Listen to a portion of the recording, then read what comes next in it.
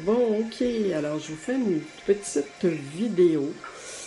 Je vais essayer de vous expliquer un peu ce qu'il y en est pour le travail de la peinture abstraite, ok, par rapport au projet qu'on a à faire en ce moment, pour vous remettre sur les rails, parce que je sens qu'il y en a qui vont dégringoler un peu. Alors, juste pour vous donner une espèce de dynamique de fonctionnement. C'est sûr que moi, je ne peux pas vous faire un plan exact de la peinture abstraite que vous allez faire. Parce que là, on ne sera plus en peinture abstraite, on va être en peinture figurative. Ok. L'abstrait, ça le dit, c'est qu'on décolle la réalité. Ok. On se détache de la réalité. Donc, ça veut dire qu'il faut que vous deveniez inventif. Donc, si vous ne pouvez pas être inventif, vous ne voulez plutôt pas. Parce que tout le monde peut être inventif. Il faut juste se laisser aller. Alors là, à ce moment-là, vous allez avoir un problème. Donc, moi, ce que je vous conseille, ça serait d'adopter une procédure régulière régulière, une procédure globalement régulière pour pouvoir construire vos peintures abstraites. Donc, il y a une possibilité que je vous avais donnée, c'est la texture sur la toile avant de commencer une toile.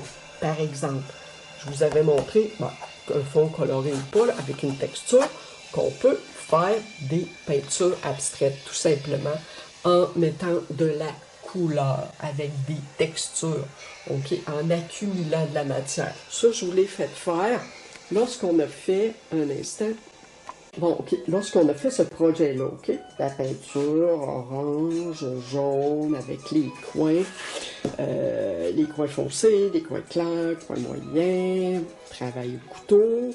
Alors, je vous ai fait commencer avec ça. Tout le monde, ça a donné quand même une peinture, pour chacun, ça a donné une peinture quand même assez différente, ce qui était intéressant. Bon, alors ça, vous êtes capable de faire ça.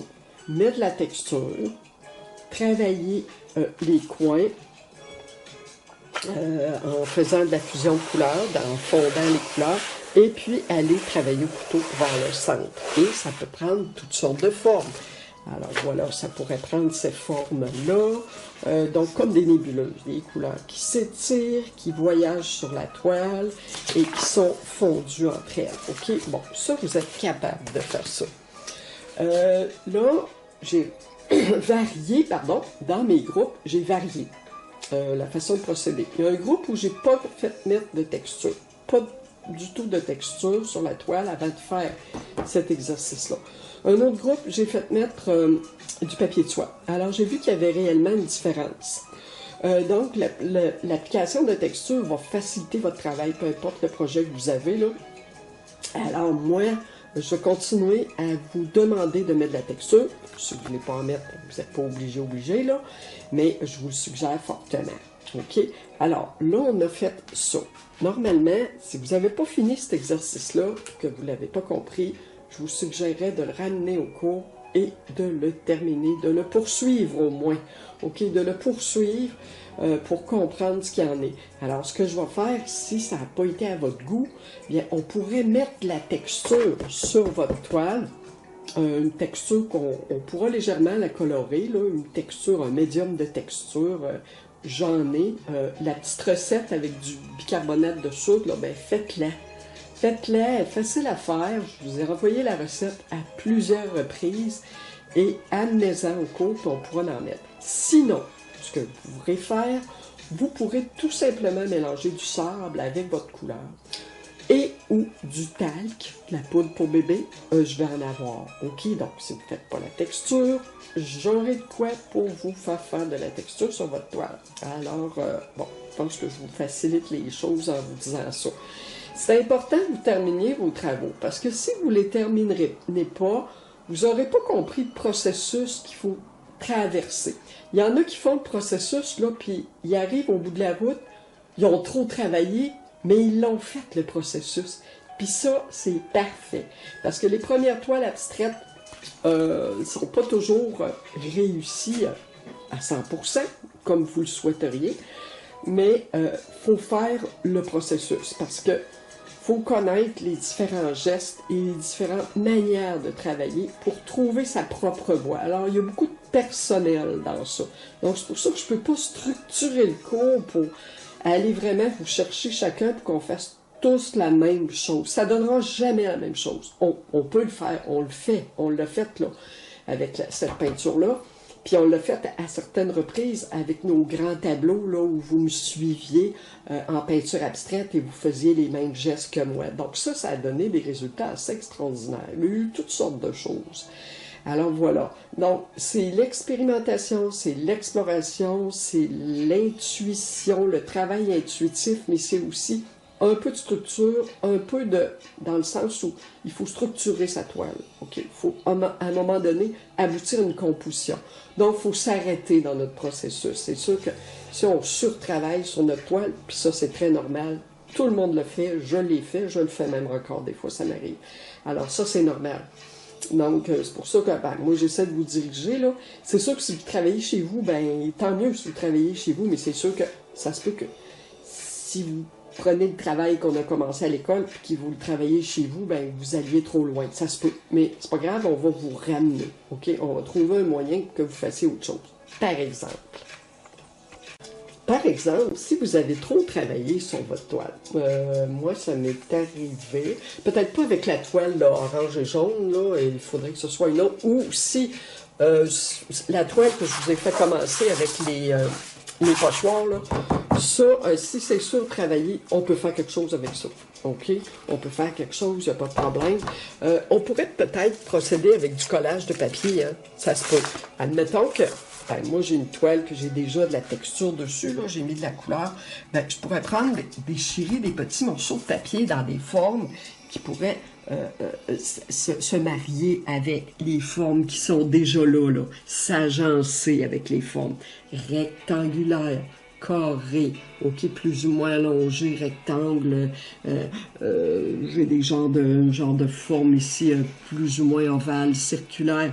Bon, donc on pourrait aller placer des formes, la peinture elle va être terminée. Avec quelques formes, puis avec une couche de couleur transparente, avec du gel transparent acrylique ou une couche de médium mat acrylique à laquelle vous mélangez une couleur et vous avez un glacis. Vous pouvez l'appliquer sur certaines parties de votre toile ou sur toute la toile. Donc, c'est sûr que moi, si je vous donne un procédé, il faut que vous le respectiez. Il faut que vous... il faut que, autant que possible, que vous essayiez de faire les étapes que je vous ai indiquées. Sinon, vous allez vous perdre. Il faut que vous alliez jusqu'au bout. C'est bien, bien important. Alors, je vais être un petit peu plus... je ne veux pas être sévère, là, mais c'est juste pour vous pousser un petit peu pour que vous soyez content avec à la fin de votre session, pour que vous disiez, ouais, j'ai passé au travers de ça, je suis pas mal content. Puis quand vous allez retravailler après, sur d'autres projets, vous allez dire, oh oui, c'est vrai, j'ai fait ça. Alors, vous allez vous reconnaître là-dedans, puis ça va aller mieux. Bon, ça, c'est des papiers. Hein. J'ai un atelier papier, là, le 18 mai. Ça va vous aider à développer au niveau de la peinture abstraite. Fait qu'on va faire des expériences pendant cet atelier de 4 heures. Donc, c'est ça. Donc, ça, je fais un morceau papier journal avec de la peinture dessus. Ça, je vous en avais déjà parlé, là, que je faisais ça. OK. Puis là, je vous ai fait essayer des pochoirs sur un fond de toile. Alors, si vous voulez, une chose, je m'adresse à tous les élèves, aussi, entre autres, là, amener 2 ou 3 toiles, en tout cas, une toile de plus, une petite. Vous pouvez essayer, je pourrais vous faire essayer les pochoirs avec la texture. OK, ça peut être intéressant. Donc là, j'ai une belle texture là-dessus. J'ai mis de la couleur transparente. J'ai remis du pochoir ici avec la peinture. Fait que ça donne une sorte d'effet intéressant. Donc, je la poursuis, ma peinture. Je peux revenir avec la texture. Je peux revenir avec la peinture en pâte. De la peinture transparente. Donc, quand je dis la peinture en pâte, je parle de la peinture qui va être opaque, c'est-à-dire qu'on ne voit pas au travers, OK?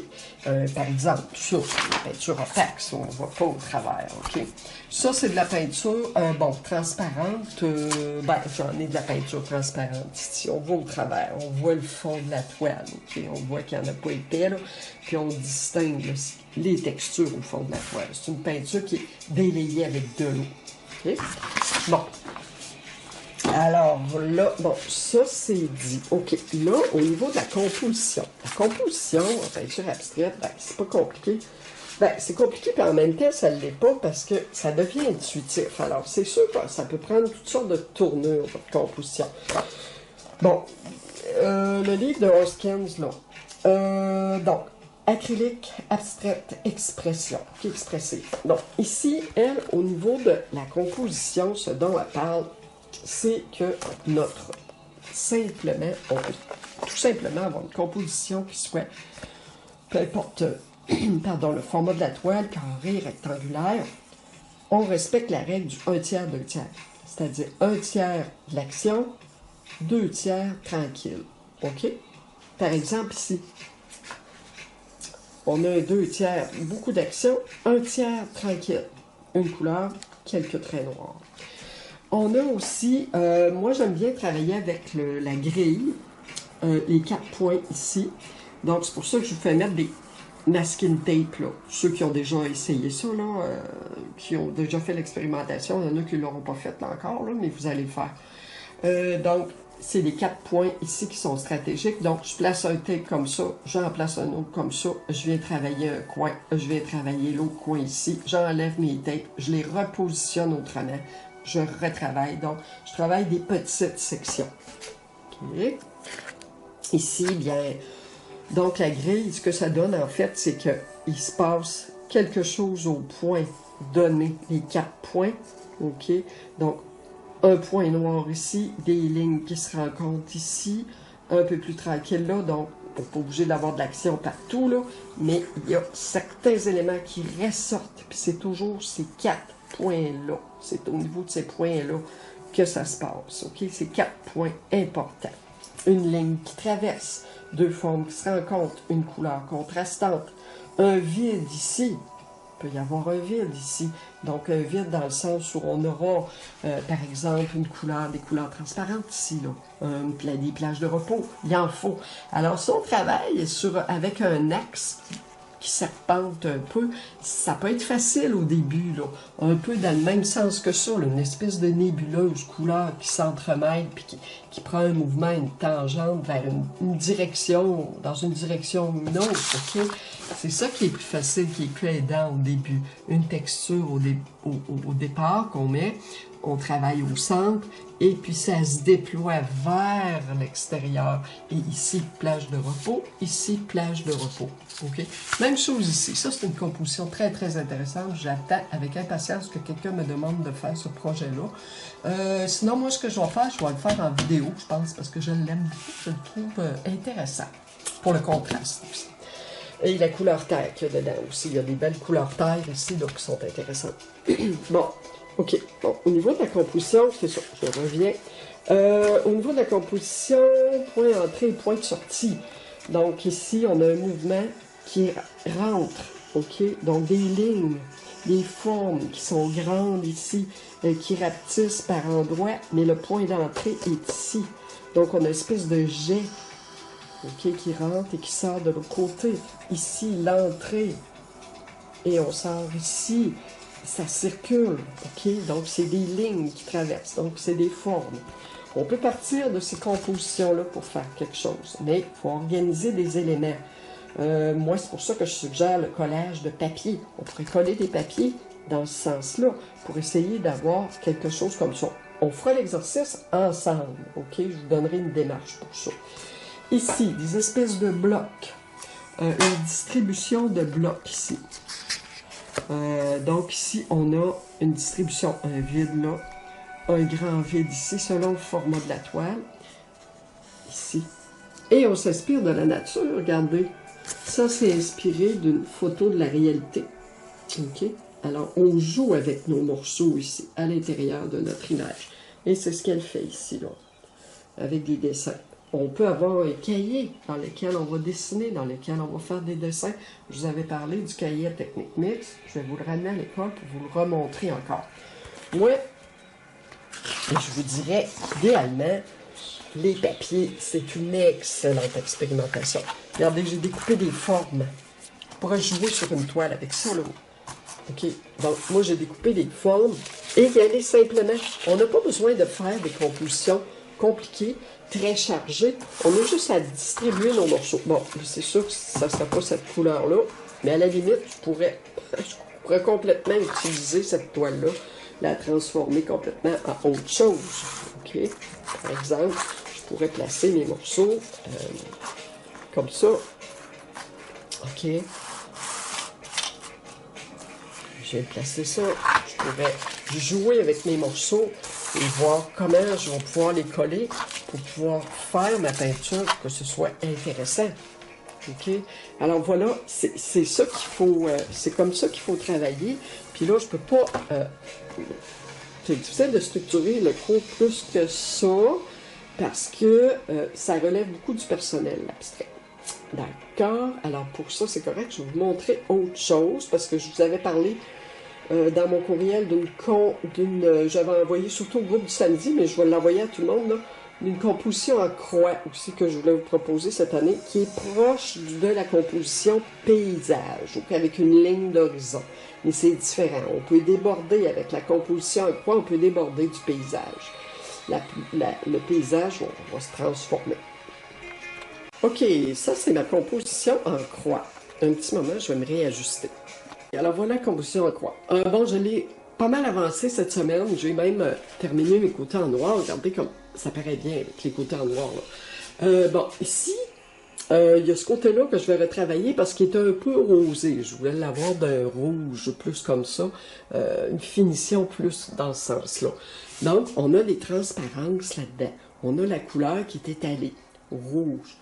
Rouge en haut, rouge en bas, rouge là, bleu, jaune, un petit peu de rouge, un petit peu de rouge, un petit peu de jaune, distribution des couleurs, vert, légèrement de bleu ici, noir, la croix, donc ça c'est un collage. Collage de papier d'aluminium, papier d'aluminium ici et là, ici aussi, papier craft. Papier craft, on a le brun du papier craft, la teinte terre du papier craft qui est intéressante. Papier craft aussi, on peut mettre de la couleur là-dessus. Alors voilà, ça vous fait une composition quand même qui est similaire au paysage. On a l'impression d'un paysage parce qu'on reprend nos couleurs d'en haut en bas. OK? Ils se répètent en bas. Donc ça fait une espèce de réflexion de couleur, si vous voulez. Donc, moi, je trouve ça intéressant pour commencer. J'ai fait faire ça à mon groupe du mardi soir. Donc, elles ont collé des papiers d'alu, des morceaux de papier d'alu que j'avais fait. Alors, je leur fais choisir leur couleur.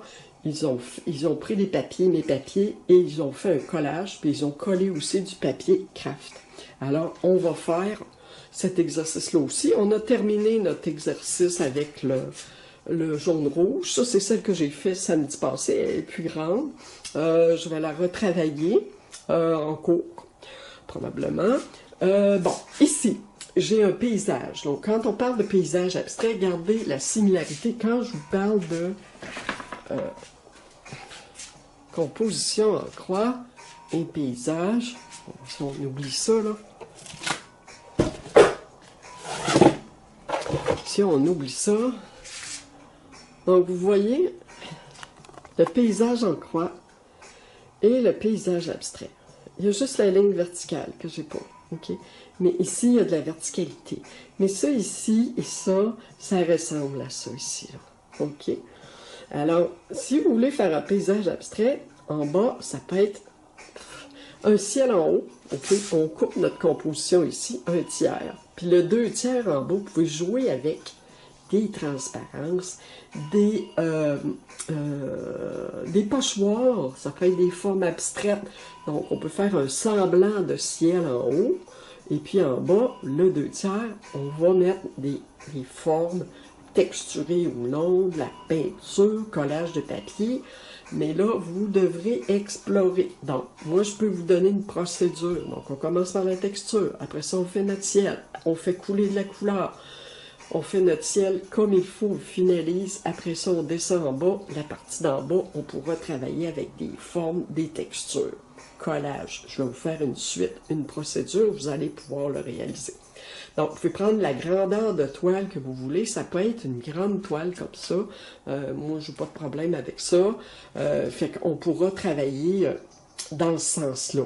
Donc, n'ayez pas peur de prendre une grande toile. Des fois, ben, c'est plus hasardeux, sauf que si vous avez une certaine expérience de la peinture, que c'est pas votre première session avec moi, que vous allez faire des ateliers avec moi, ben, prenez-en une grande toile, vous allez plus vous amuser, et puis vous allez vous sentir plus prêt à lâcher votre créativité, là, puis à vous lâcher lousse, là, puis dire, ben, OK, enfin, je fais de la peinture, OK? Alors, j'essaie de vous encourager. Donc, moi, j'aurais cette image-là qui pourrait être intéressante, parce que moi, ça, j'ai fait ça en vidéo, cette peinture-là, est sur mon site YouTube.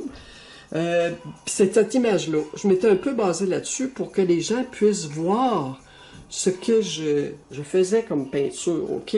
Pour pas, parce que je le sens direct de ma tête, ben c'est difficile pour vous de voir les coups de pinceau, les techniques d'application de la peinture pour réaliser ça. Fait qu'on pourrait s'appuyer, regardez, c'est pas pareil que cette image, mais je me suis appuyée sur les couleurs, un peu sur les formes, parce que je trouvais que ça me ressemblait. Ma texture, ça fait longtemps que je l'ai faite. J'avais commencé à la peindre, je ne l'avais pas terminée. J'avais fait seulement une fusion de couleurs là, avec de l'eau et des couleurs acryliques là-dessus. Là. Donc, c'est ça que ça avait donné. Alors, ce qu'on va faire, je vais préparer... je vais quand même essayer de vous amener quelques images de paysages. Ce ne sera pas nécessairement des peintures, OK? C'est des images de nature. Je vais essayer de vous faire décrocher, de reproduire des peintures, OK? Parce que c'est bon, reproduire des peintures, ça nous fait imiter les gestes et la technique d'application de la peinture, sauf qu'à un moment donné, c'est sûr que avoir des exercices qui nous sortent un peu de ça, ben, c'est sûr que c'est bon, là. Alors, je vous reparle au sujet de tout ça et on va se dire à la prochaine. Merci.